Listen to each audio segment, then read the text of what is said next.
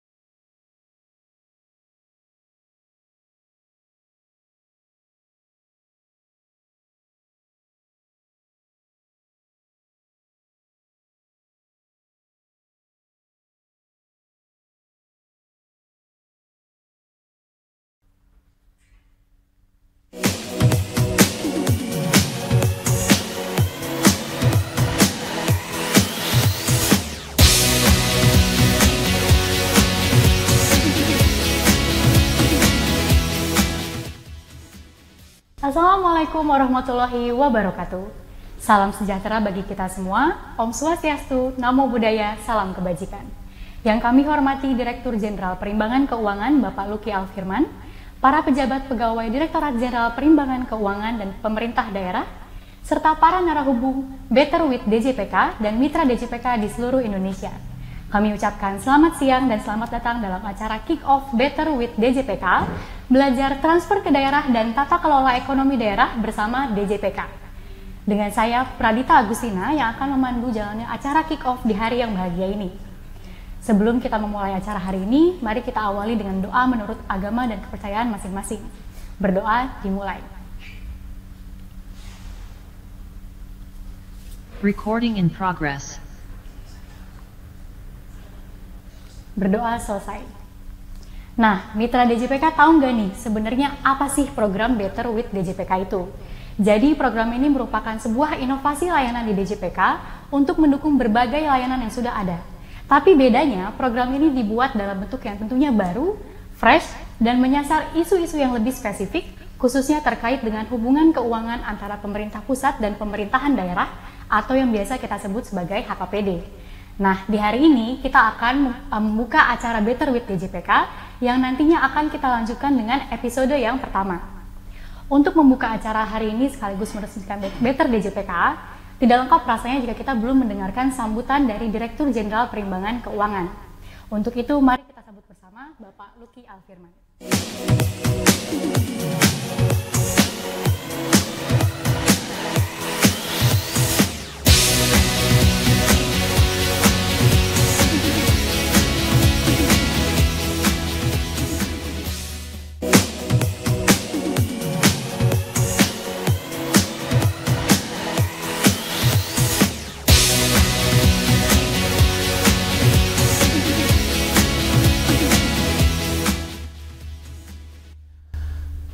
Assalamualaikum warahmatullahi wabarakatuh. Selamat pagi, salam sejahtera bagi kita semua. Om Swastiastu, Namo Buddhaya, salam kebajikan. Yang saya hormati seluruh direktur di lingkungan Direktorat Jenderal Penerimaan Keuangan Kementerian Keuangan, para kepala kantor wilayah di lingkungan Direktorat Jenderal Perbendaharaan, para sekretaris daerah di seluruh Indonesia, para pejabat eselon 2 seluruh pemerintah daerah di Indonesia, dan tentu saja para peserta program Better with DJPK Serasi episode 1 yang berbahagia. Dalam sambil berbagi ini, marilah kita panjatkan puji syukur pada Allah SWT karena atas rahmat dan karunia-Nya hari ini kita masih diberikan kesehatan dan kemudahan untuk hadir dalam acara ini di tengah kepadatan aktivitas harian kita. Sebagai salah satu unit kerja di lingkungan Kementerian Keuangan, DJPK mengemban peran strategis dalam pengelolaan hubungan keuangan antara pemerintah pusat dan pemerintah daerah. Dalam menjalankan peran tersebut, kami berupaya untuk menciptakan alokasi sumber daya nasional yang efisien melalui hubungan keuangan antara pemerintah pusat dan pemerintah daerah yang transparan, akuntabel, dan berkeadilan, guna mewujudkan pemerataan layanan publik dan juga peningkatan kesejahteraan masyarakat di seluruh pelosok negara kesatuan Republik Indonesia. Pengaturan pada HKPD dititikberatkan pada 4 pilar utama. Pertama, perbaikan ketimpangan vertikal dan horizontal, kemudian penguatan local taxing power, kemudian peningkatan kualitas belanja daerah, dan terakhir sinergi belanja pusat dan daerah.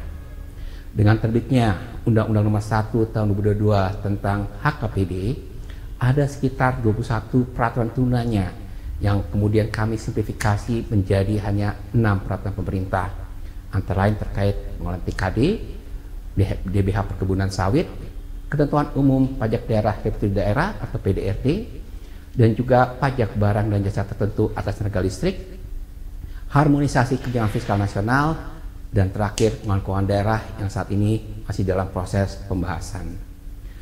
Keseluruhan kebijakan ini tentunya membutuhkan sosialisasi dan pemahaman yang memadai baik bagi DJPK maupun bagi Bapak Ibu di daerah selaku stakeholder utama kami. Kami berharap serangkaian sosialisasi dan diseminasi kebijakan pengelolaan transfer ke daerah dan juga tata kelola ekonomi daerah dapat memperoleh hasil optimal. Dan pada akhirnya keseluruhan kebijakan dimaksud dapat diketahui dan dipahami bersama, tidak hanya dari sisi substansi kebijakannya, namun juga latar belakang dan tujuannya. Untuk itu, dalam rangka mendukung pemerintah daerah melaksanakan kebijakan pengelolaan transfer ke daerah dan juga tata kelola ekonomi daerah, DJPK terus berupaya memberikan pelayanan terbaik melalui berbagai media layanan yang dapat diakses oleh pemerintah daerah. Sampai saat ini, kami telah meluncurkan berbagai layanan untuk mendekatkan komunikasi DJPK dengan para stakeholder, antara lain media informasi melalui website DJPK, layanan telepon daring, WhatsApp, dan juga chatbot, contact center, video conference, email, live chat, Hi Kemenq, maupun kunjungan langsung ke DJPK. Berdasarkan data yang kami himpun tahun lalu, bisa kami simpulkan bahwa komunikasi antar DJPK dan stakeholder merupakan salah satu hal yang sangat penting dan strategis. Website DJPK setiap bulannya dibuka oleh puluhan ribu, bahkan ratusan ribu pengguna. Jika dari rata-rata, website DJPK dibuka oleh kurang lebih 3.000 sampai 5.000 pengguna setiap harinya. Yang tidak kalah menariknya adalah layanan kontak center melalui media WhatsApp. Setiap bulannya rata-rata terdapat ribuan stakeholder yang menggunakan layanan tersebut, baik untuk konsultasi, konfirmasi, atau sekedar mencari informasi. Begitu juga dengan layanan daring, tatap muka, video conference.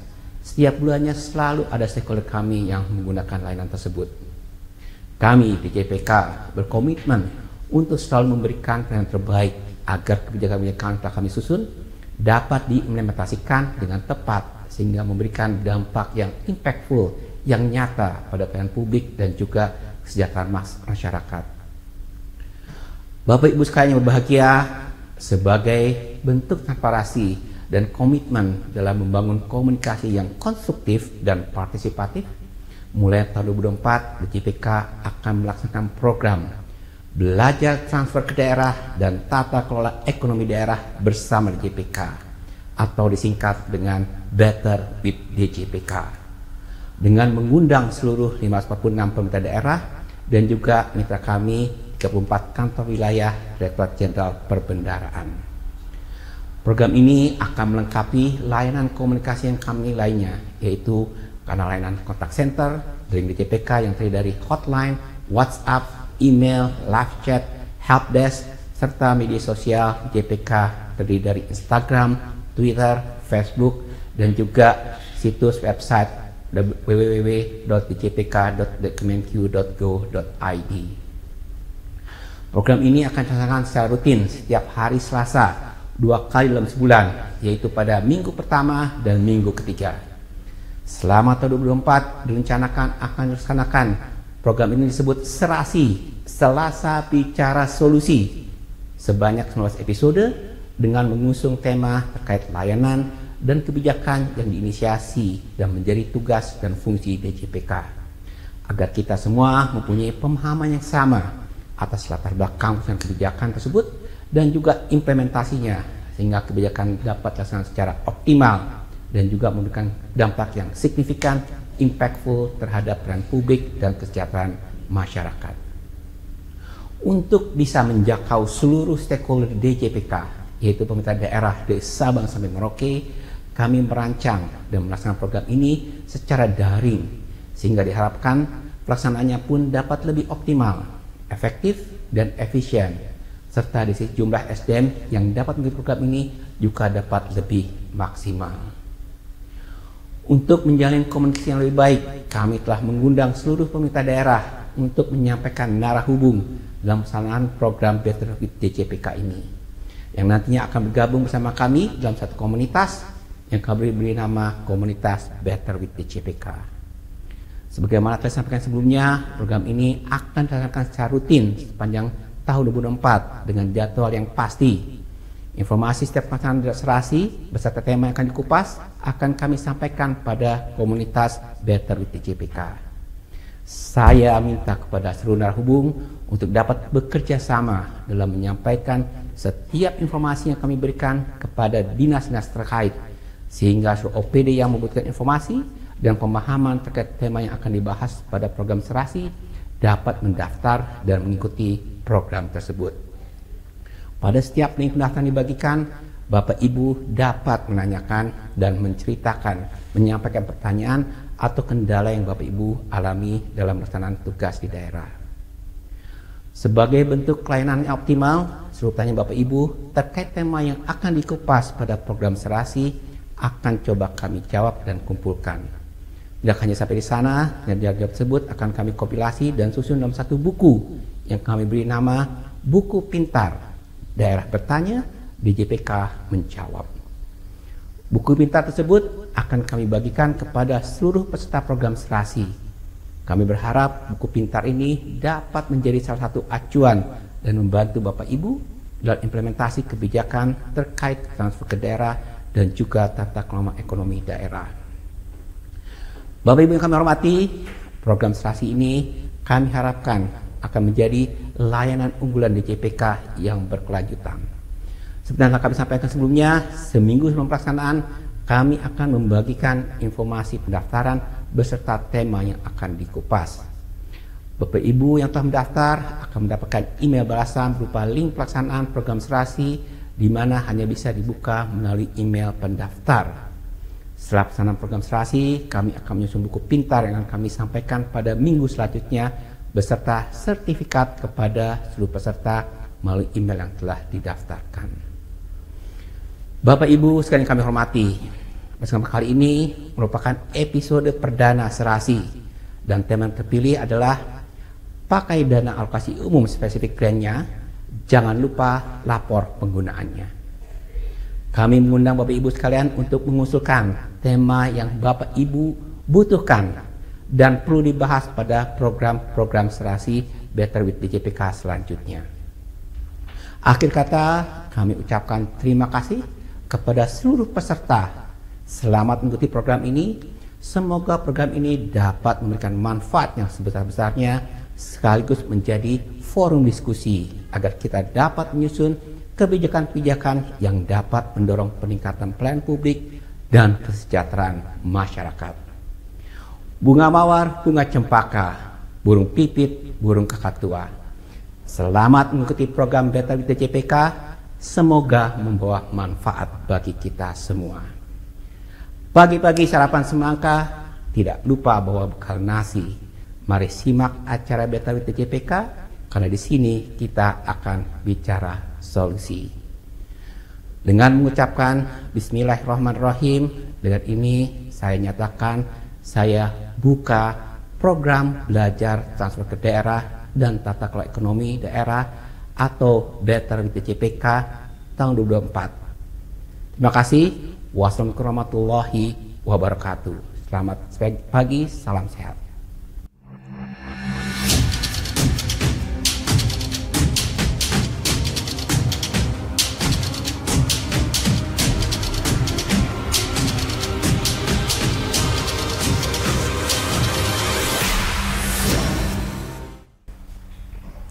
Terima kasih kepada Bapak Luki atas perkenalan dan pembukaan Better with DJPK.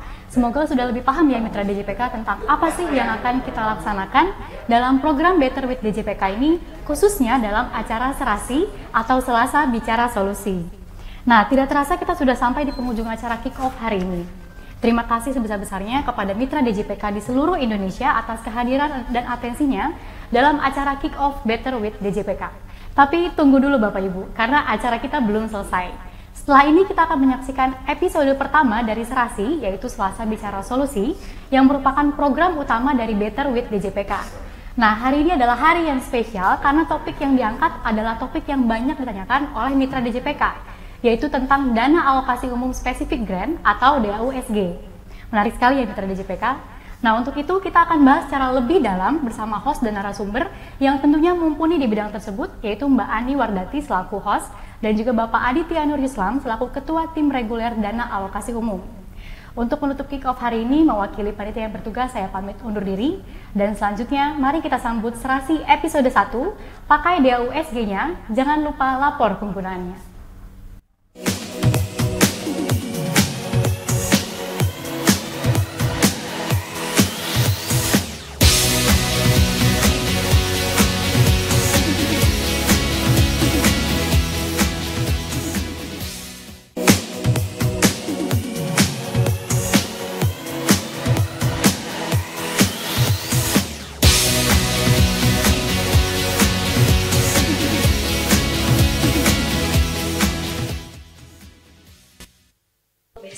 Selamat pagi, selamat bergabung dalam acara Serasi Selasa Bicara Solusi.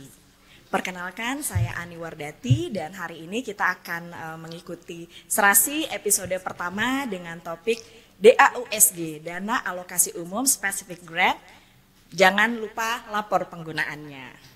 Terpantau saat ini sudah berjumlah sekitar 500-an peserta ya, 500-an bestie yang hadir, 500-an bestie yang hadir. Ada yang nontonnya rame-rame nih, ada yang nontonnya bareng-bareng gitu ya di ruang kantornya. Silahkan ini mungkin kita bisa menyapa dulu ya. Yang nobar nih, ada dari Kabupaten Bojonegoro.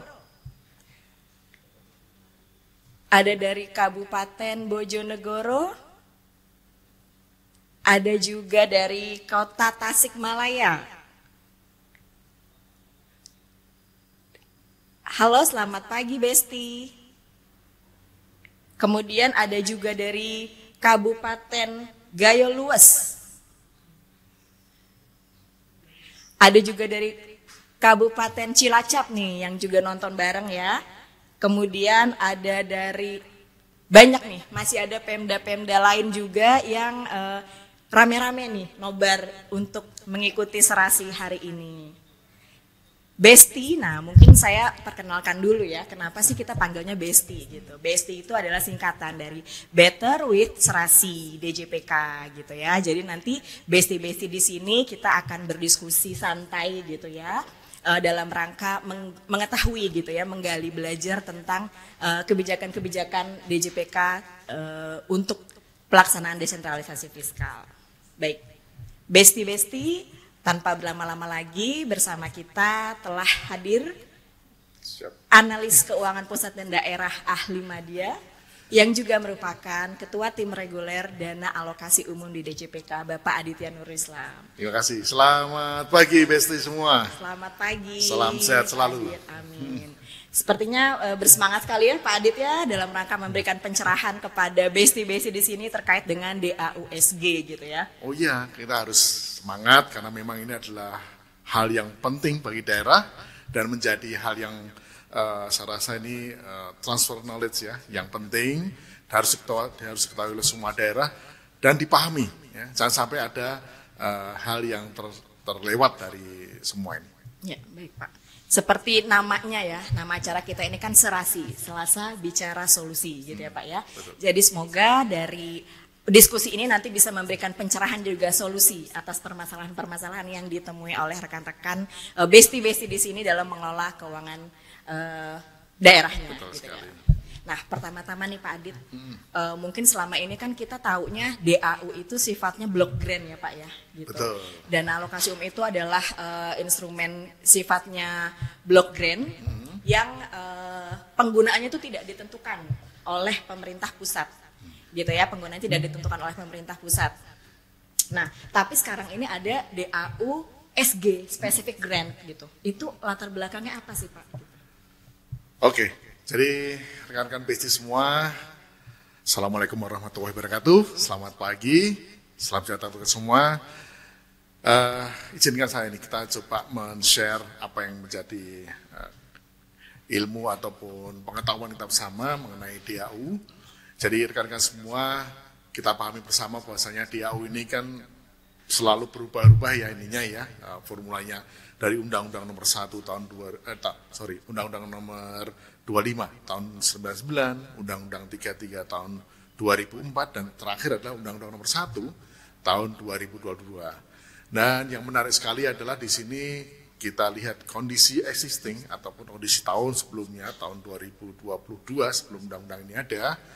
Ini kita lihat bahwasannya DAU kan yang pertama, pagu DAU sudah ditetapkan 26% dari PDN itu.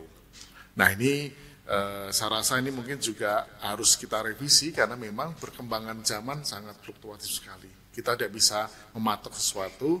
Oleh karena itu maka di dalam Undang-Undang 1 kita buat bahwasanya untuk penghitungan pagu DAU itu based on pada kebutuhan pelayanan publik.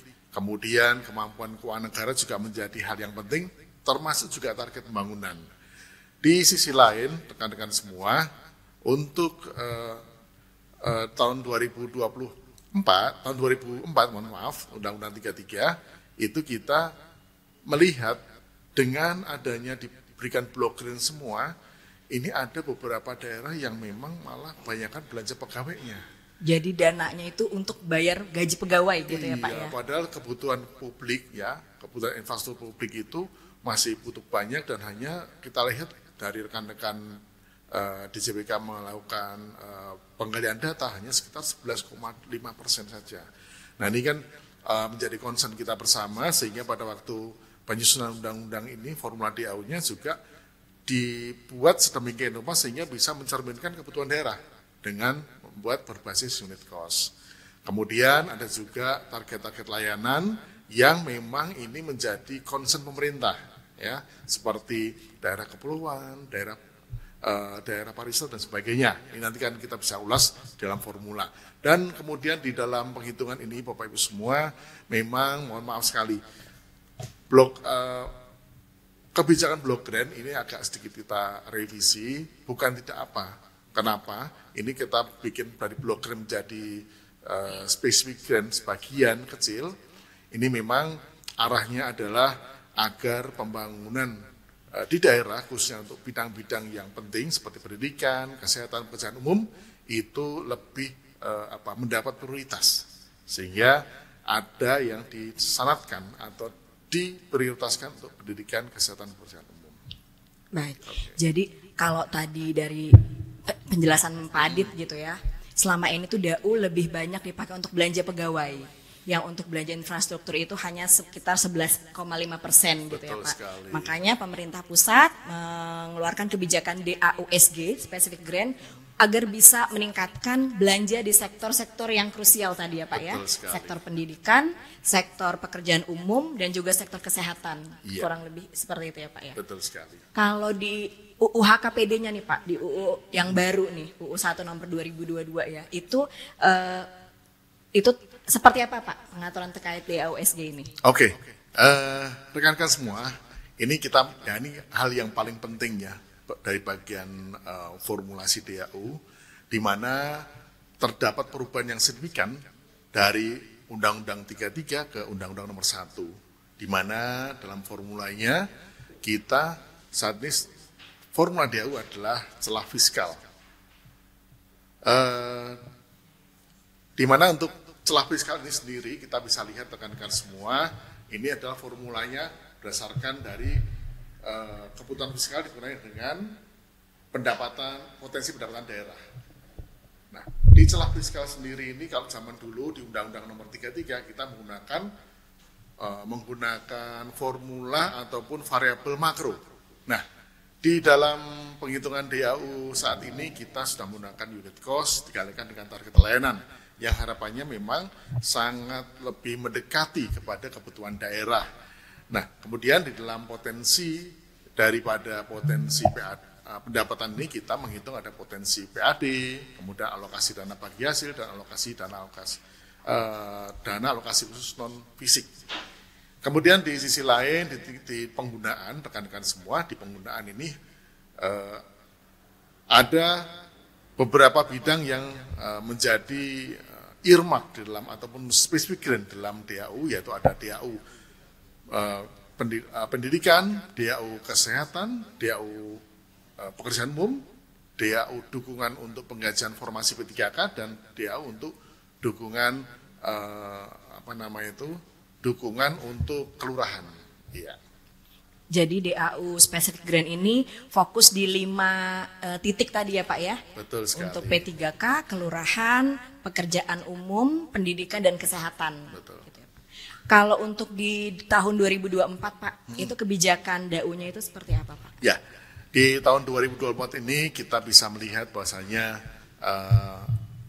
DAU ataupun TKD, transfer ke daerah, di sini kita banyak berbicara mengenai peningkatan kualitas untuk pembiayaan atau pendanaan. Di sisi lain kita juga lihat adanya fokus kepada beberapa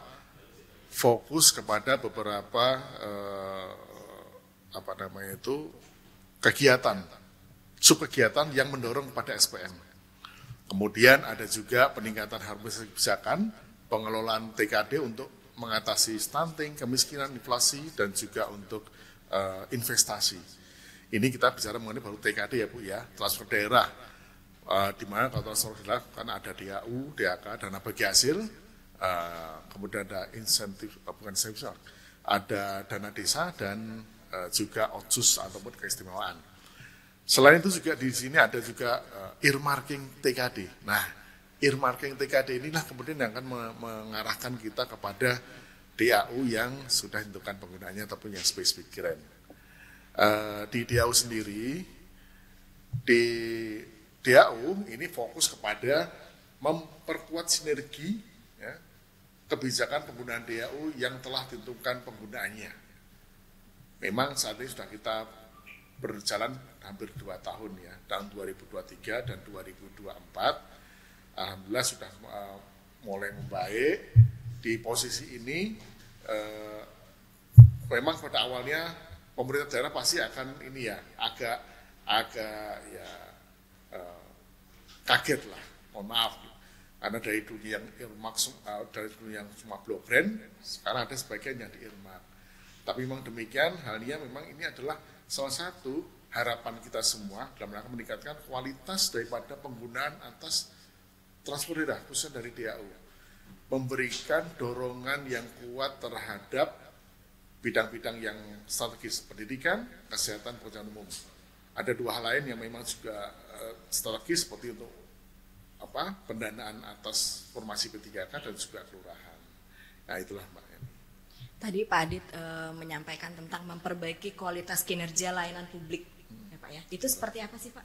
Ya, di sini memang kami memformulasikan dalam DAU ini adalah sebagai bagian daripada untuk meningkatkan capaian SPM, standar pelayanan minimum. Oleh karena itu, di dalam DAU Irmak atau DAU Spesifik Grant ini, di pendidikan, di kesehatan, dan di pekerjaan umum diprioritaskan untuk kegiatan dan subkegiatan yang memang ada close connected-nya ataupun berhubungan erat dalam rangka untuk peningkatan capaian SPM. Karena kita tahu bahwa itu semua ya, peningkatan SPM ini menjadi hal yang paling dasar bagi Pemda ataupun pemerintah pusat dalam rangka untuk meningkatkan pertumbuhan ekonomi maupun juga untuk meningkatkan kesejahteraan masyarakat. Demikian. Intinya adalah kesejahteraan masyarakat gitu ya, Pak ya, Betul utamanya.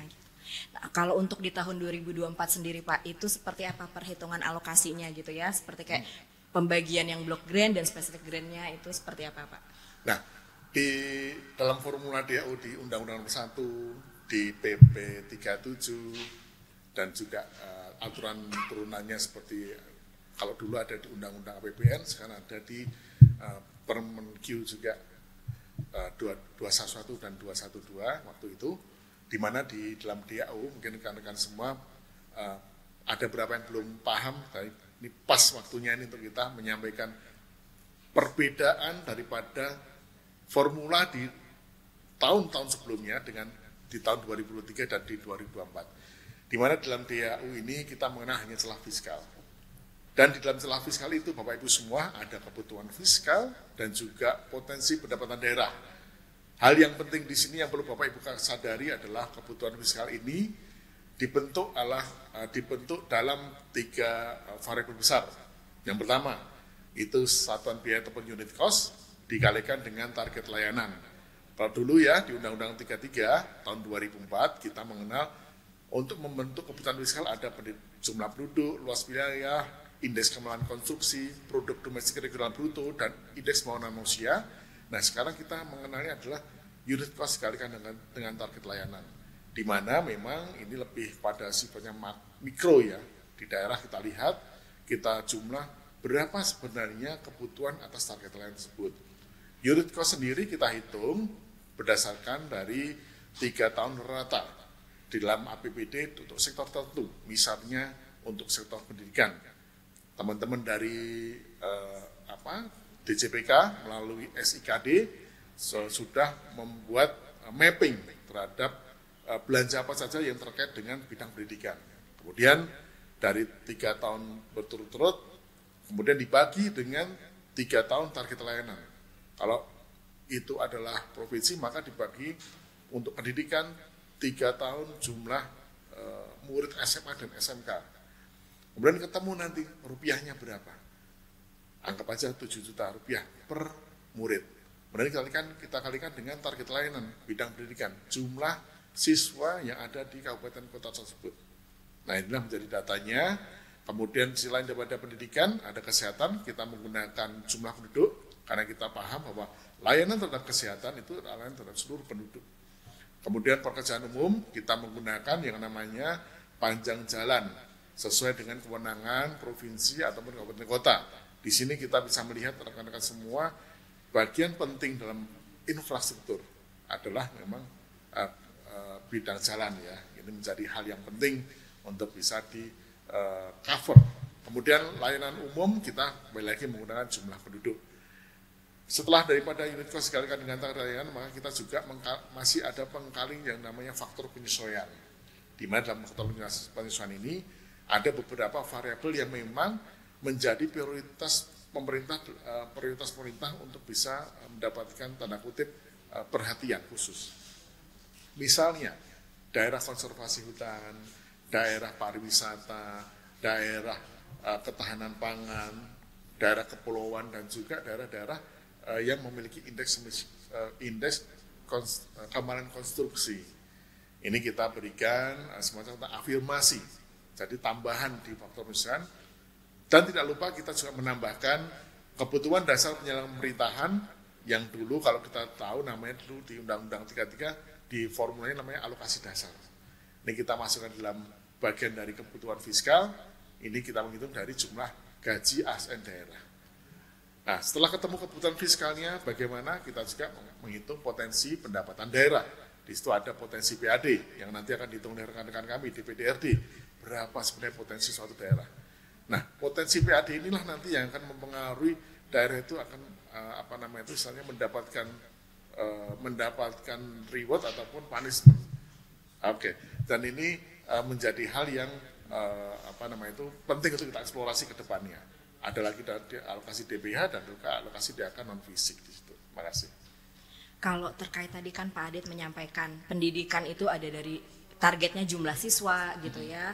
Untuk pekerjaan umum itu panjang jalan. Nah, data-data ini tuh dari mana Pak penghitungannya gitu ya, penyedia datanya itu? Iya, rekan-rekan semua.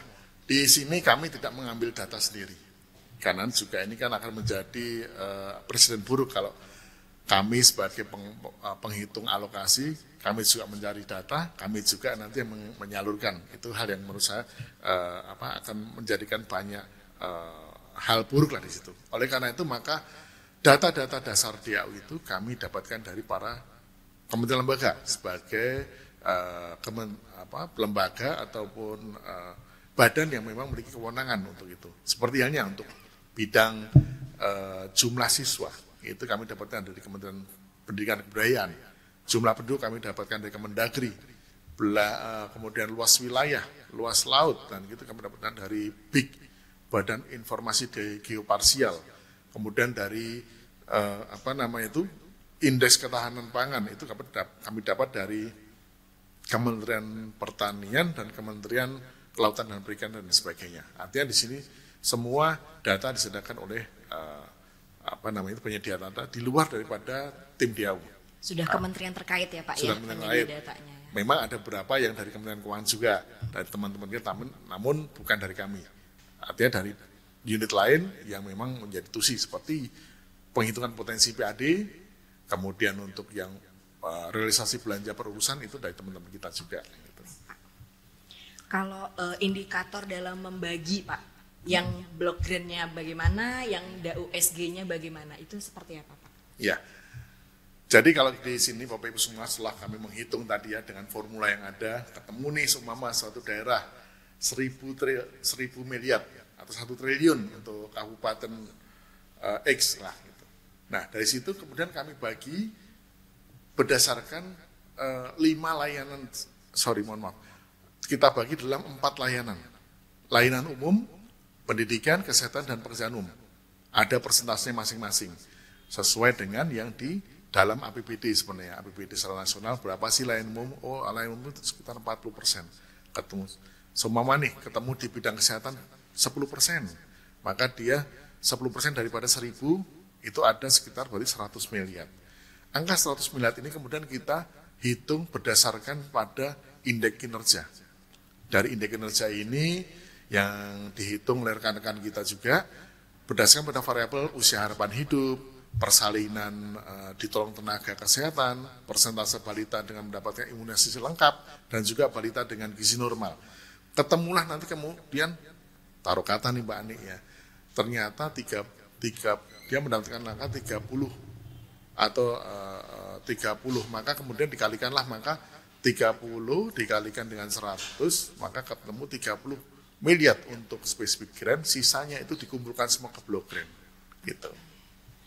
Nah, kalau masing-masing bidang ini Pak ya, layanan umum, pendidikan, kesehatan itu punya alokasi masing-masing ya Pak ya? Betul sekali. Bidangnya. Ya, berdasarkan daripada data yang ada, data-data yang kami kumpulkan, baik itu indeks kinerja maupun SPM, maka nanti kita olah lagi, ketemu nanti berapa DAU suatu daerah itu, blok grant-nya berapa, spesifik grant-nya berapa.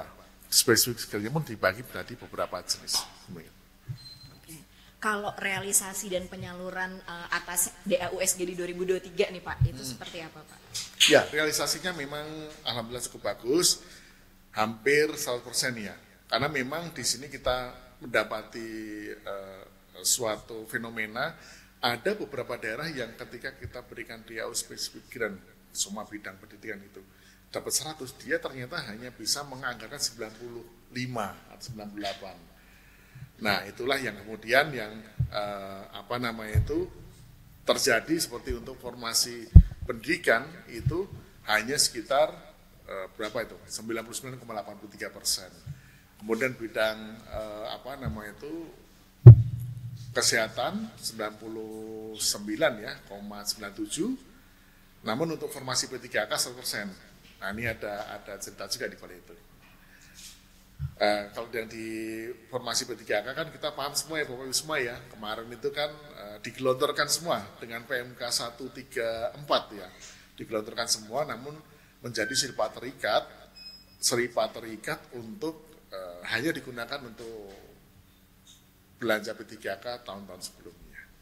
Jadi yang sebelumnya sudah disalurkan semua, nah tapi kelebihannya itu hanya untuk P3K gitu ya Pak ya? Betul sekali. Nah kalau itu di 2023 Pak, di 2024 ini seperti apa Pak untuk penggunaan DAUSG? Nah di DAU 2024 memang tidak terlalu berbeda ya dengan tahun 2023 karena baru 1 tahun kemarin, di mana PMK yang ada pun juga PMK 212 sudah direvisi menjadi PMK 110, di mana memang di sini kita melihat penggunaan DAU dukungan penggunaan formasi P3K semua ya. Ini kita sudah menghitung berbasis dengan data yang ada dari Kemenpan RB dengan teman-teman penyedia data lainnya, sehingga ketemu nanti berapa per masing-masing daerah mendapatkan besaran daripada DAU itu secara presisi.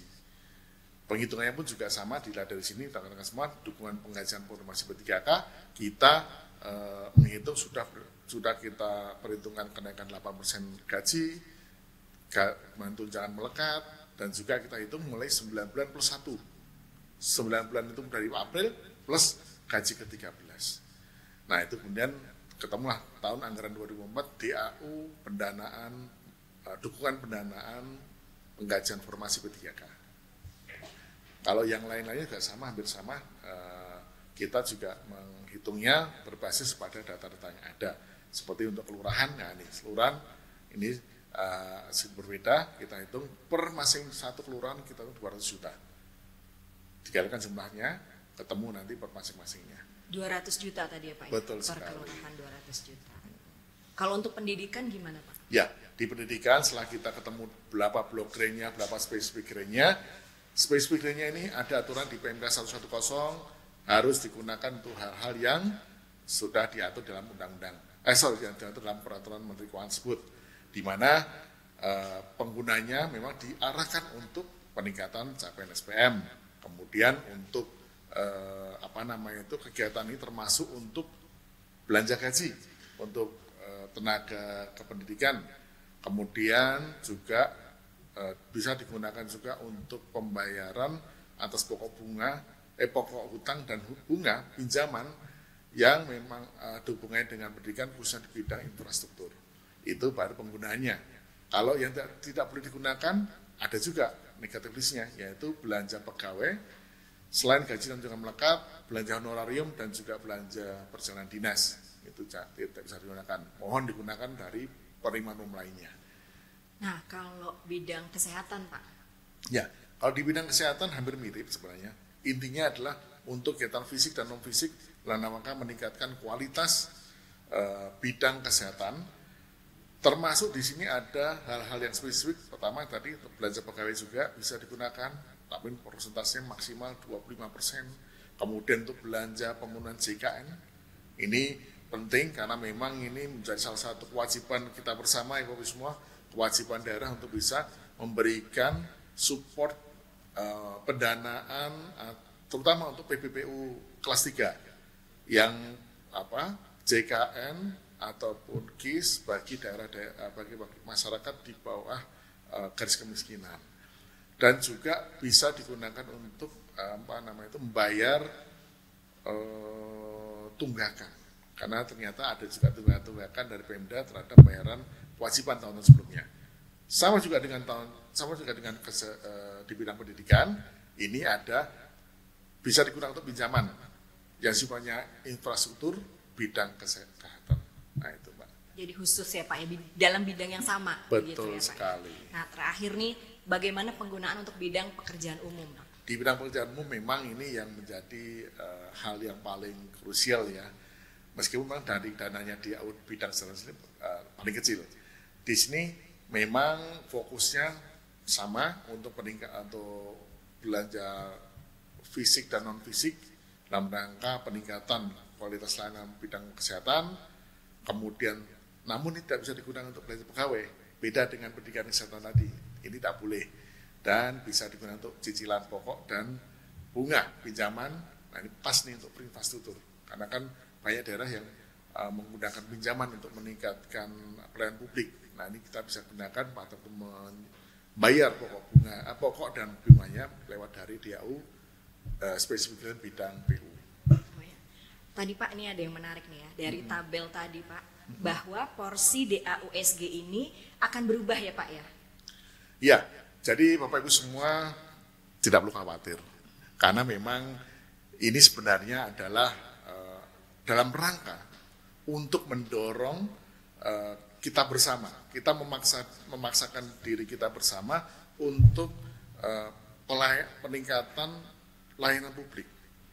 Ketika layanan publik itu sudah mencapai target, misalnya kalau di bidang pendidikan itu SPM-nya itu adalah tuntas paripurna, ada nilainya itu kalau nggak salah 100 ya.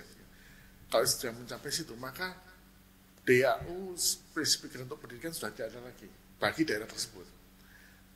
Karena terus kemudian berarti DAU-nya kurang dong? Enggak, DAU-nya yang harusnya digunakan untuk spesifik pendidikan itu dialihkan ke blok grant.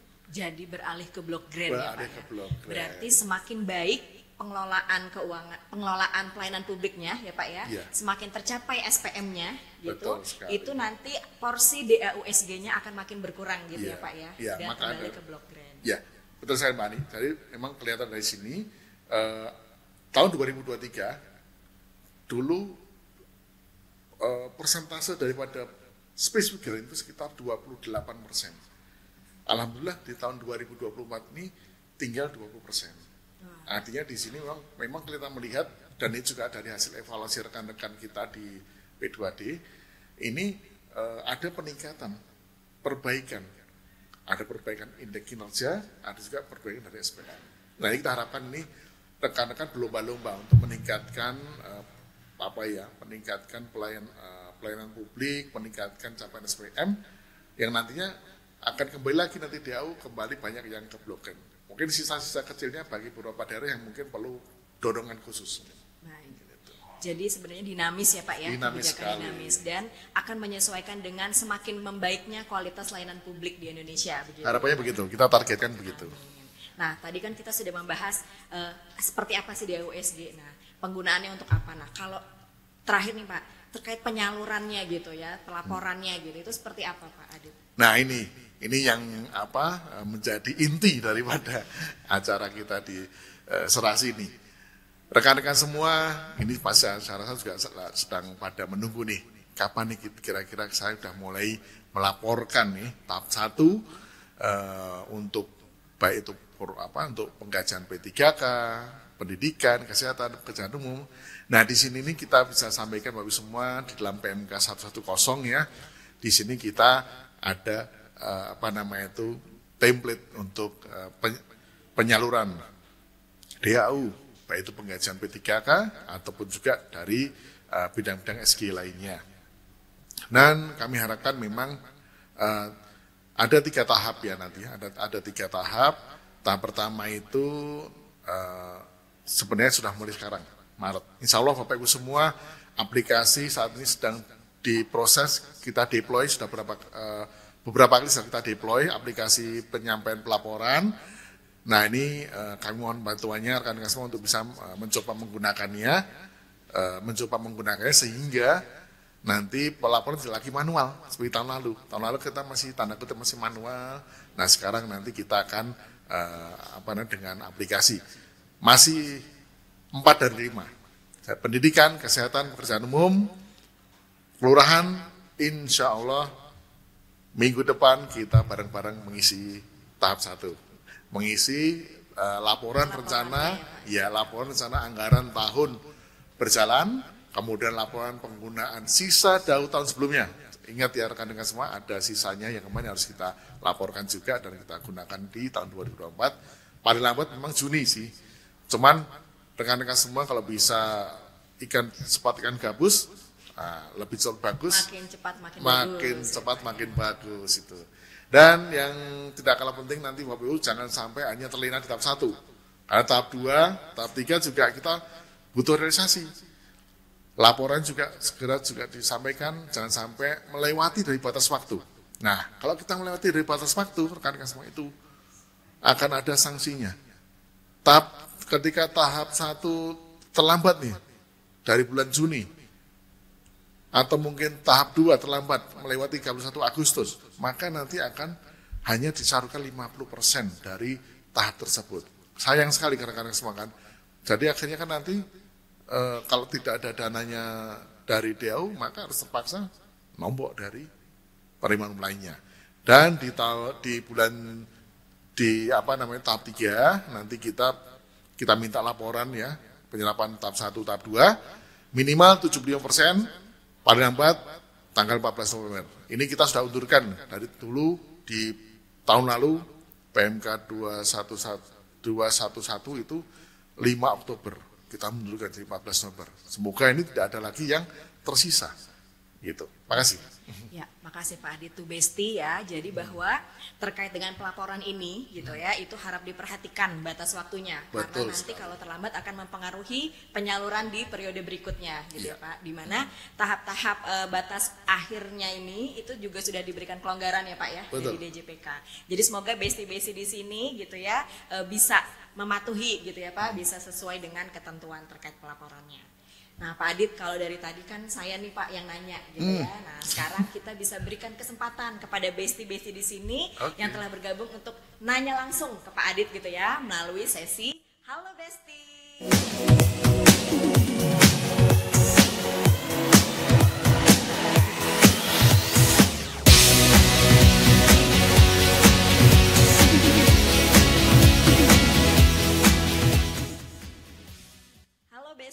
Di sesi Halo Besti ini kita akan memberikan kesempatan kepada Besti-Besti yang sudah bergabung ya untuk bisa menanyakan langsung kepada narasumber kita Pak Adit. Siap. Mungkin bisa nanti dibantu oleh panitia gitu ya. Di sini yang akan menanyakan langsung itu ada dari Bapak Ardia Rossi Febian Bolang dari Kabupaten Pacitan. Nah, silakan Pak Ardia, boleh disampaikan pertanyaannya. Terima kasih Pak. Bisa didengar Bu ya? Sudah Pak. Terima kasih. Assalamualaikum warahmatullahi wabarakatuh. Waalaikumsalam. Saya Ardia Rossi dari bidang anggaran di Kabupaten Pacitan. Kami kemarin sudah mengirimkan pertanyaan via waktu pendaftaran ya. Yang ingin saya tanyakan sebenarnya tadi sudah dijuplik oleh Pak narasumber. Terkait dengan Pak, penggajian P3K. Tahun kemarin kami sudah mengikuti sosialisasi terkait dengan DAU SG. Di situ kan disebutkan bahwa penggajian P3K itu dibayarkan secara reimburse, dan itu sudah kami informasikan pada pemangku kepentingan baik di TAPD maupun di DPRD saat kita hearing. Ternyata di akhir Desember kemarin, setelah beberapa tahap kita melaporkan, ternyata ditransfer semua Pak. Jadi sesuai pagu. Jadi pagu kita kan 27 miliar, realisasinya sekitar 6 miliar, ternyata di akhir tahun itu ditransfer 27 miliar. Jadi kami sempat bingung menjelaskan karena memang penjelasan dari narasumber saat itu ditransfer sesuai dengan realisasinya. Tapi kemarin waktu ada Zoom kami juga sempat bertanya, itu menjadi silpa terikat dan nanti bisa digunakan untuk penggajian P3K tahun 2024. Yang ingin saya tanyakan Pak, penggajian P3K 2024 kan sudah kita dapat DAU SG-nya Pak ya, yang untuk formasi 2024. Nah untuk silpa kita yang lumayan besar ini Pak, jadi ada sekitar 21 miliar ini, apakah bisa kita model switch Pak, artinya untuk menggaji P3K sebelum tahun 2023. Jadi kan selama ini kita danai melalui DAU Blok Grant. Apakah bisa nanti ketika perubahan APBD kita switch anggarannya, kita pakai DAU SG Silpa itu, dan nanti anggaran yang dulu kita anggarkan untuk penggajian P3K dari DAU Blokeren kita geser untuk kegiatan lain. Mungkin itu Pak. Terima kasih. Assalamualaikum warahmatullahi wabarakatuh. Untuk kita lanjut dulu ya Pak ya ke penanya berikutnya. Ada Bapak Mulat Setio Hadi dari Kabupaten Ngawi. Pak Mulat, apakah sudah siap Bapak Mulat? Silakan Pak Mulat disampaikan pertanyaannya.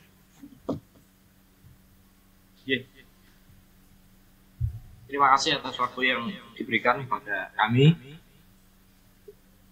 Selamat pagi, Ibu Moderator, Pak Aditya selaku narasumber. Mohon izin, saya mulai dari Kabupaten Ngawi. Terkait dengan DAU spesifik grant ini memang secara besaran kami di Kabupaten Ngawi dibandingkan tahun kemarin memang lebih kecil, artinya memang secara kinerja mungkin terkait dengan pemenuhan standar pelayanan minimal khususnya Ngawi lebih baik dari tahun-tahun sebelumnya. Terima kasih atas waktu yang diberikan. Pertanyaan kami Bapak yang pertama terkait dengan Silpa DAU SG ini nanti, baik itu pendidikan, kesehatan, infrastruktur, penggajian P3K maupun kelurahan, ini mekanisme penganggarannya seperti apa? Apakah harus di bidang yang sama? Dan yang kedua, apakah penganggaran ini harus dilakukan di perubahan APBD atau bisa dilakukan pada saat pergeseran anggaran sebelum perubahan APBD untuk mempercepat pelaksanaan kegiatan? Itu mungkin Bapak yang dapat kami tanyakan. Terima kasih atas waktunya dan sekali lagi terima kasih. Selamat pagi. Salam Besti. Ya. Terima kasih Bapak Ibu. Terima kasih Pak Mulat, besti kita, salah satu besti kita ya Pak. Siap. Nah, kemudian kita lanjut ke pertanyaan berikutnya ya dari Ibu Ika Luciana. Ibu Ika Luciana dari Kabupaten Pangandaran. Ibu Ika Luciana, apakah sudah siap menyampaikan pertanyaan? Oke, baik. Silakan Ibu. Baik, selamat siang Ibu. Selamat pagi Bapak dan Ibu. Iya Ibu. Ya, baik, untuk pertanyaannya, kebetulan ini sedang dibahas ya oleh Bapak dan Ibu. Pertanyaannya adalah Pak, apakah peraturan syarat salur pencairan dan pelaporan DAU SG 2024 dengan 2023 sama? Jika tidak sama, apa perbedaannya? Kebetulan tadi sudah dibahas sedikit oleh Bapak Aditya. Sepertinya saya tinggal melanjutkan untuk mendengarkan materi yang akan disampaikan, begitu ya Bu? Ya, karena dari tadi saya sudah mendengarkan, sudah banyak ada beberapa pertanyaan yang sudah cukup terjawab seperti itu, Bu. Alhamdulillah, sudah cukup mendapat pencerahan ya Ibu ya. Betul, betul Bu, betul. Terima kasih. Mungkin sementara kita di 3 penanya dulu ya Pak ya. Ya. Dari kalau boleh saya tadi dari Pak Ardia itu terkait dengan bagaimana sisa atas penyaluran Paguin 2023 gitu ya. Nah kemudian pertanyaan dari Pak Mulat itu adalah bagaimana penganggarannya gitu ya, apakah harus di bidang yang sama. Nah kemudian yang terakhir tadi dari Ibu Ika peraturan syarat salur gitu. Silakan Pak Adit. Ya, terima kasih. Salam kenal Pak Rosi, Pak Mulat dan Ibu Ika. Jadi pertama yang terkait mengenai P3K Bapak Ibu semua, di sini kita bisa lihat bahwasanya kemarin tahun 2023 cukup roller coaster kalau saya bilang itu. Naik turunnya luar biasa, apalagi memang tahun pertama, sehingga banyak hal yang membuat daerah itu juga terkejut-kejut, terutama untuk bidang DAU SG pendidikan. DAU SG pendanaan P3K. Di mana memang di pada waktu itu tahun 2023 kita mensyaratkan kepada daerah itu untuk reimburse. Modelnya menggunakan reimburse, daerah harus membayarkan dulu, baru kemudian kita ganti dari pakunya DAU. Nah ternyata dalam pelaksanaannya memang cukup memberatkan, terutama bagi daerah yang memang APBD-nya minim sehingga tidak arus kasnya memang sangat terbatas sekali. Berkaca dari kenyataan tersebut, maka pemerintah dalam ini Kementerian Keuangan memberikan relaksasi kepada daerah, yaitu berupa penyaluran keseluruhan terhadap DAU SG pendanaan P3K tahun 2023. Harapannya yang pertama memang bisa digunakan untuk membayar pertama P3K yang diangkat di tahun 2023 dulu, Mbak. Itu semua dibayar dulu, nah. Jangan sampai terlambat, atau mungkin kan kasihan ada yang sudah disuruh kerja tapi belum bayar. Bayarnya pakai yen, yen ono duitnya, orang bilang itu. Nah, itu. Baru tahu saya nih, Pak. Bisa. Nah, kemudian dari sini digelontorkan semua ke daerah.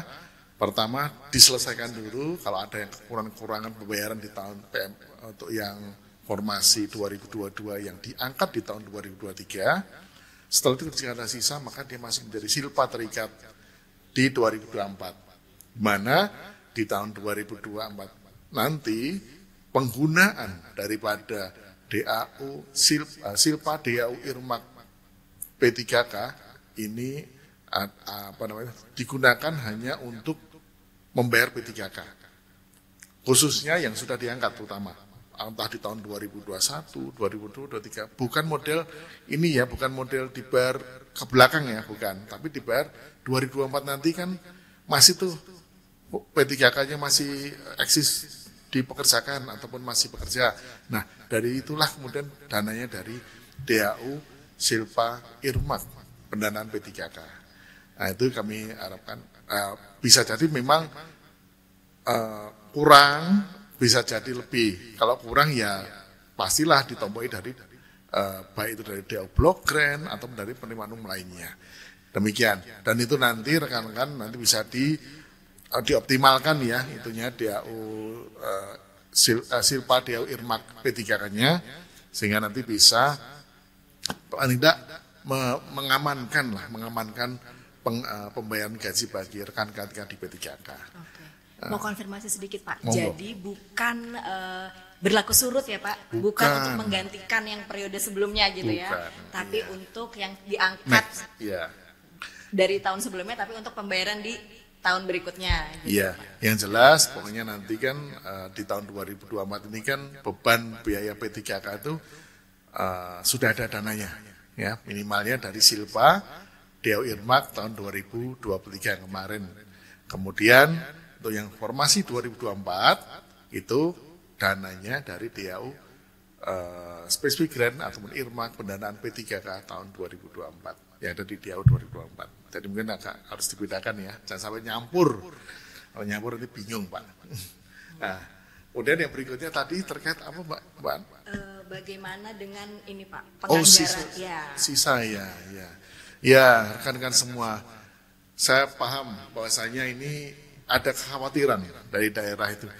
Jangan-jangan nanti sisa-sisa yang 5%, 10% dari DAU pendidikan, kesehatan, pendidikan akan ditarik lagi. Insya Allah enggak, Pak. Saya insya Allah enggak. Karena ini nanti kami di dalam peraturan Menteri Keuangan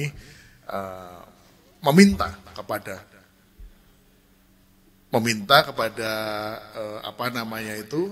rekan-rekan semua untuk menganggarkan kembali sisa dari DAU yang tinggal sedikit-sedikit di pendidikan, kesehatan, pekerjaan umum, kelurahan itu di tahun 2024. Dan itu ada di PMK ya, di PMK 110 kita sudah sampaikan, dan ini menjadi syarat salur di tahap 1 nanti. Laporannya ya, Pak ya. Betul sekali, laporan rencana penggunaannya, betul sekali. Nah, kemudian tadi yang terakhir, Pak, tentang syarat salur tadi, Pak, yang Bu Ika menambahkan aja. Ya, syarat salur ini memang secara umum tidak ada perbedaan ya dibandingkan tahun sebelumnya, mohon maaf. Tahun Karena sebelumnya. baru 1 tahun ya, Pak. Baru 1 tahun. 2023. Kebiasaan kita bilangnya. Tahun sebelumnya ya. Cuman kita memperbaiki beberapa hal, terutama dari sisi tadi mengenai P3K ya. P3K kita berubah dari yang dunia reimburse sekarang dengan model sistem rencana penggajian. Jadi kalau seumpama bulan April itu rekan-rekan dapat NIP dari BKN, kemudian Mei nanti mulai membayar, maka siap-siap di situ berapa jumlah realisasi NIP yang sudah diterima dan akan dibayar kapan. itu berapa jumlahnya. Nah, itu. Kemudian yang berikutnya di tanggal terakhir penyampaian laporan itu kami juga agak sedikit mundurkan, terutama di tahap ketiga, di mana kita dari awalnya 5 Oktober, sekarang jadi 14 November. Semoga sih ini menjadi salah satu solusi, ya, solusi di dalam kegiatan serasi ini. Silakan. Makasih Pak Adit. Semoga insya Allah sudah bisa mencerahkan ya jawaban dari Pak Adit kepada penanya-penanya. Nah, ini Pak, kita masih ada waktu nih Pak, kita bisa lanjut lagi ya Pak ya. Lanjut. Kita sapa lagi penanya di Halo Besti sesi 2. Oke. Ya. Baik, ini karena penanya ini banyak ya Pak ya, jadi mungkin di sesi 2 ini kita akan beri kesempatan kepada 4 orang ya Pak ya. Untuk langsung bertanya kepada Pak Adit. Ini ada dengan Bapak Sarwono dari Kabupaten Bangkalan. Silakan Pak Sarwono, apakah sudah siap?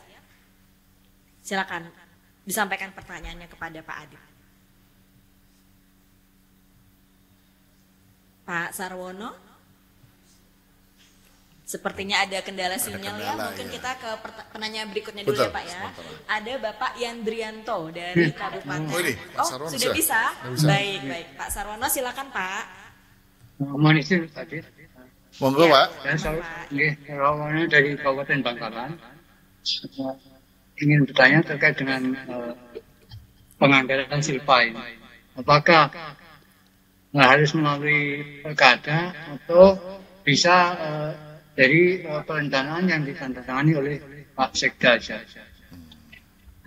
Terus yang kedua, mungkin yang terkait dengan DAU yang ditransfer di akhir tahun lah, untuk untuk pembayaran THR kalau tidak THR gaji 13-14 guru itu apa ada petunjuk teknisnya? Terima kasih. Terima kasih Pak. Terima kasih Pak Sarwono. Nah, lanjut ke penanya berikutnya nih, Pak Yandrianto dari Kabupaten Kampar. Silakan Pak. Sesuai dengan peraturan perundangan. Terima kasih Bu waktu yang diberikan. Silakan. Ya, saya Yandrianto dari Kabupaten Kampar. Kami juga ada kendala tentang pengawasan tentang irmak ini. Karena kalau di DAK fisik itu melalui review inspektorat, jadi ada hasilnya dan diupload di sistem Onspan. Sementara pengawasan ini agak keraguan juga karena ada kawan inspektorat mengatakan prosesnya sama dengan review di DAK.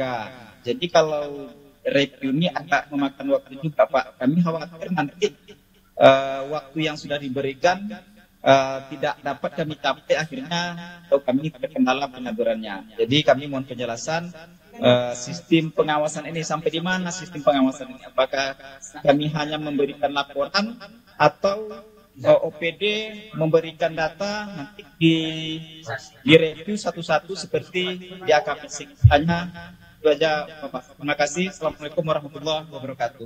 Waalaikumsalam. Terima kasih Bapak Yandrianto. Nah selanjutnya nih dengan Ibu Carla Antoneta Sigarlaki dari Kabupaten Minahasa Utara. Apakah sudah siap Ibu Carla? Ibu Carla? Mungkin kalau Ibu Carlanya belum siap ya, kita lanjut dulu ke penanya berikutnya ya, yaitu dengan Bapak Ahmad Mujahid Jatmiko dari Kabupaten Bekasi. Bapak Ahmad, sepertinya belum ada kendala nih ya. Iya. Baik, kalau gitu kita jawab dulu dua pertanyaan yang tadi ya Pak ya, yang dari Bapak Yandrianto gitu ya terkait dokumen pengawasan, kemudian yang sebelumnya itu tentang penganggarannya dari Bapak Sarwono. Iya, ya, dengan Pak Sarwono dari Bangkalan, Pak Sakalangkong, Pak. Ini memang untuk syarat salur tahap 1 ini kita masih masih kita konsultasikan dengan rekan-rekan Kemendagri ya, di mana dalam dan disampaikan di sana bahwasanya untuk menampung rencana penggunaan silipat tersebut tidak perlu menunggu perubahan APBD. Artinya cukup dengan perkada perubahan. Ini yang saya diberikan semacam kayak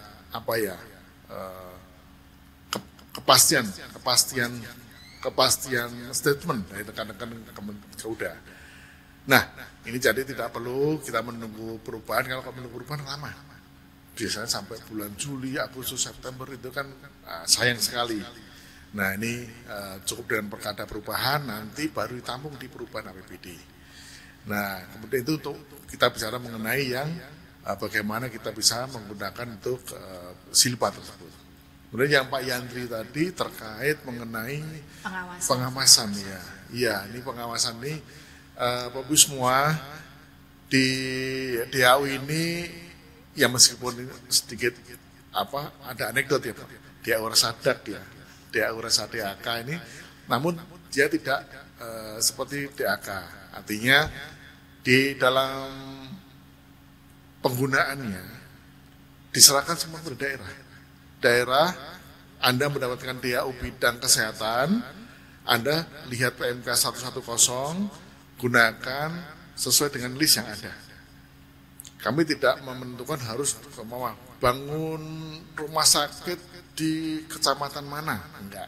Kalau DAK kan begitu. Ya, spesifik seperti itu ya sangat Pak ya? Spesifik sekali kan, lokusnya di mana, terus kemudian siapa sampai ke penyedianya dan sebagainya. Kalau kita serahkan kepada daerah. Karena memang filosofi daripada DAU sendiri kan sebenarnya memang lockdown harusnya. Ya kita berikanlah ada semacam kelonggaran bagi daerah dalam rangka untuk memilih mana nih dari sekian banyak kegiatan dan subkegiatan yang prioritas untuk peningkatan SPM ini yang bisa didanai dari DAU spesifik mereka. Gitu. Nah, itu saya rasa sudah sangat cukup dan di untuk bidang kelurahan misalnya gitu juga ada ketentuannya. Jadi minimal paling enggak 50%. Ada di PMK kita minimal 50% di masing-masing kelurahan itu blok grant. Sisanya terserah Pemda untuk menetapkan apakah nanti ada formulanya sendiri atau tidak. Kemudian untuk yang P3K juga jelas di situ berapa jumlah yang akan diangkat, berapa yang akan dibayarkan, nah, semua itu juga dilaporkan ke APID. Baik itu P3K, kelurahan, atau bidang-bidang tersebut, laporkan saja, namun tidak spesifik seperti DAK. Begitu. Jadi walaupun ada ungkapan DAU rasa DAK, gitu, tapi tetap beda ya Pak ya? Tetap beda. Tetap prioritas penggunaannya diserahkan kepada daerahnya masing-masing. Begitu. Mungkin yang kita tahu adalah DAU dulu, bukanlah DAU sekarang. Oh, iya.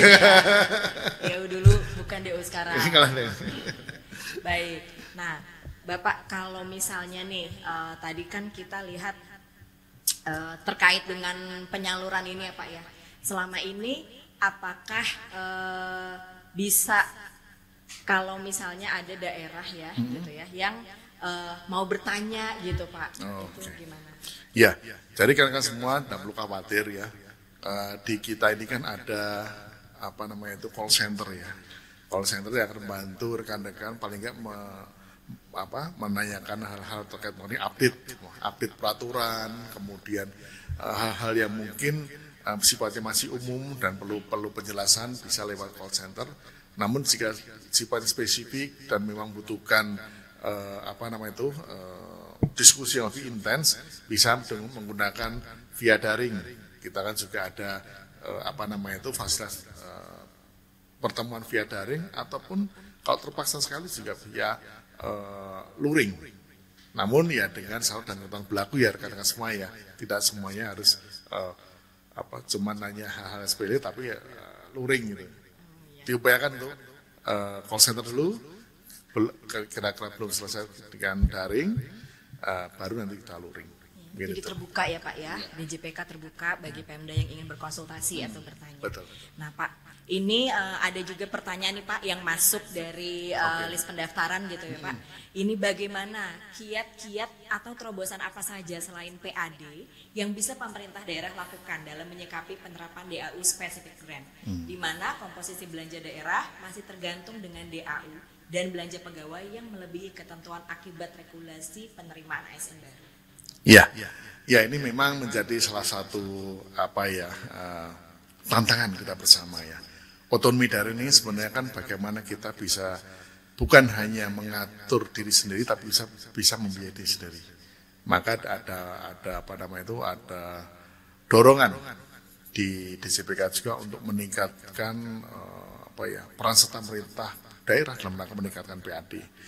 Di dalam penhitungan DAU kami menggunakan potensi PAD, di mana di situ kita melihat berapa sih potensi suatu daerah itu.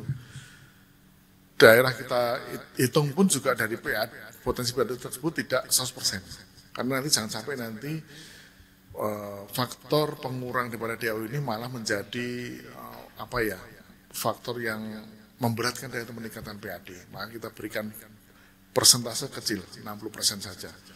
Dan di dalam potensi PAD ini kita bisa sampaikan karena semua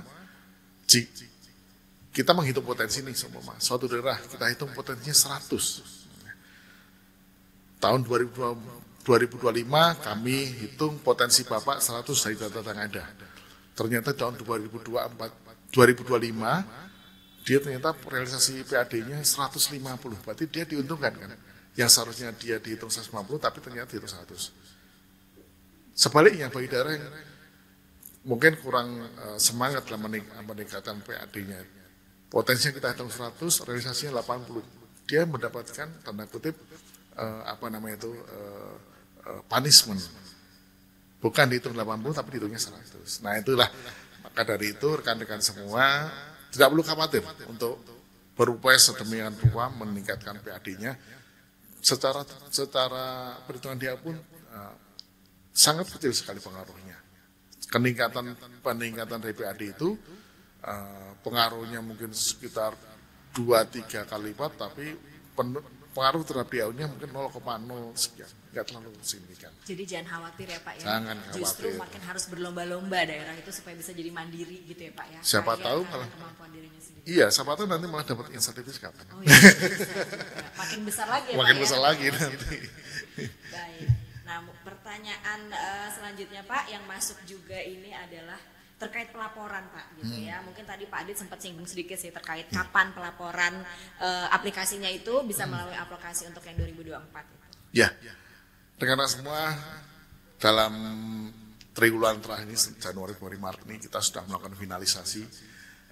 Kemarin kita laporan realisasi DAU spesifik 2023. Alhamdulillah sukses, teman-teman daerah sudah bisa menyampaikan.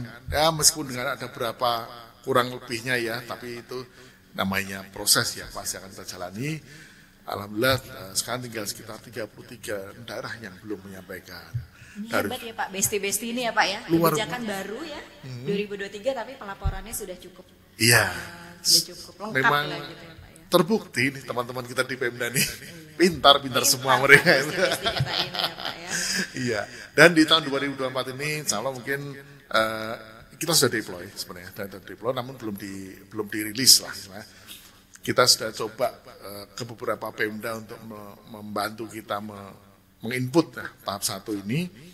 Kalau ada kekurangan-kekurangannya kita perbaiki. Insya Allah Pak, itu semua. Puasa besok kita bareng-bareng bisa menyusun tahap 1 dan semoga aja memberikan berkah juga nih. Tahap 1 bisa cair di bulan puasa nanti. Amin ya Pak ya. Ramadan membawa berkah ya Pak ya. Amin ya. Nah mungkin ini seperti tadi ya Pak ya, kayak kita pingin lagi teman-temannya lebih tercerahkan. Apa sih bedanya DAU SG specific grant dengan dana alokasi khusus? Ya, secara umum rekan-rekan semua DAU SG ini dihitung berdasarkan capaian kinerja. Ya, ketika nanti kinerjanya rekan-rekan Besti ini semakin baik, maka DAU spesifik grantnya akan menurun dibandingkan tahun sebelumnya. Kita alihkan ke blok grant. Nah, kemudian di sisi lain untuk pemilihan kegiatan juga kita berikan keleluasaan pada daerah di DAU SG ini untuk memilih sesuai dengan prioritasnya daerah. Karena cukup banyak Pak Ani ada sekitar 1.600 kegiatan bisa dipilih. 1.600 Pak? Iya, betul sekali. DAUSG ini? Pendidikan, kesehatan, pengetahuan umum, kelurahan, kita sekitar 1.600. Saya rasa itu sudah sangat ini kan ya, artinya kita berikanlah kebebasan. Dan bukan berdasarkan pada apa istilahnya kalau DAK itu memberi apa menyampaikan usulan atau apa namanya usulan kan kalau salah ke teman-teman DAK atau teman-teman Bappenas untuk tahun berikutnya. Kita enggak, ini sudah bagian daripada penghinaan forum DAU, mungkin itu. Jadi jelas ya Pak sebenarnya ya Pak ya, yeah. Perbedaannya DAU walaupun ada rasa-rasanya, nah tapi ternyata tidak seperti itu ya Pak ya. Iya, betul sekali. Penggunaannya tetap diserahkan kepada pemerintah daerah, hanya bidang dan listnya saja yang dibatasi. Iya, gitu ya, betul Pak. sekali. Nah Bapak Ibu, tanpa terasa nih sepertinya kita sudah menuju ke bagian terakhir gitu ya untuk sesi Halo Besti gitu. Kembali kami menyampaikan bagi besti-besti di sini yang belum bisa berkesempatan untuk menanyakan langsung, jangan khawatir. Jadi pertanyaan-pertanyaan yang sudah disampaikan oleh besti ketika mendaftar itu nanti akan kita jawab Pak. Ya. Akan kita kompilasi ke dalam buku pintar untuk setiap edisi serasi. Oh, gitu. Nanti buku pintar ini akan kita distribusikan melalui email kepada para besti yang telah mendaftar. Gitu. Jadi besti-besti di sini harus terus juga rajin gitu ya Pak untuk ikut sesi-sesi serasi episode berikutnya. Karena akan sangat besar sekali wawasannya ya Pak ya terkait dengan kebijakan HKTP. Dan pasti setelah ini kan banyak apa namanya itu banyak hal yang baru dan ya, lebih menegangkan lagi ya. Betul, Pak. Karena kebijakan DAU ini kan hanya satu ya Pak ya, iya. Dari sekian instrumen kebijakan DJPK yang digunakan untuk mengawal pelaksanaan desentralisasi fiskal. Iya. Gitu ya Pak ya. Oke. Nah, bagi besti-besti di sini, kalau ada usulan untuk topik pembahasan yang akan mau kita bahas nih di episode serasi Selasa Bicara Solusi, silahkan untuk menyampaikan usulannya dan juga memberikan evaluasi atas pelaksanaan kegiatan ini melalui link yang sudah dibagikan oleh panitia di kolom chat Zoom gitu ya. Nah kemudian sekali lagi kami sampaikan bahwa acara serasi ini, Selasa Bicara Solusi ini merupakan program DJPK, Better with DJPK yang akan kita laksanakan setiap minggu pertama dan minggu ketiga setiap Selasa gitu. Jadi rekan-rekan Besti pantau terus informasinya terkait dengan pelaksanaan serasi gitu ya Pak ya. Nah baik Bapak Ibu, Besti-Besti gitu ya, mungkin sementara sesi kita untuk diskusi terkait DAUSG bisa kita akhiri sampai di sini. Kurang lebihnya kami mohon maaf. Saya Ani. Saya Adit. Sampai jumpa di episode serasi berikutnya. Sampai jumpa.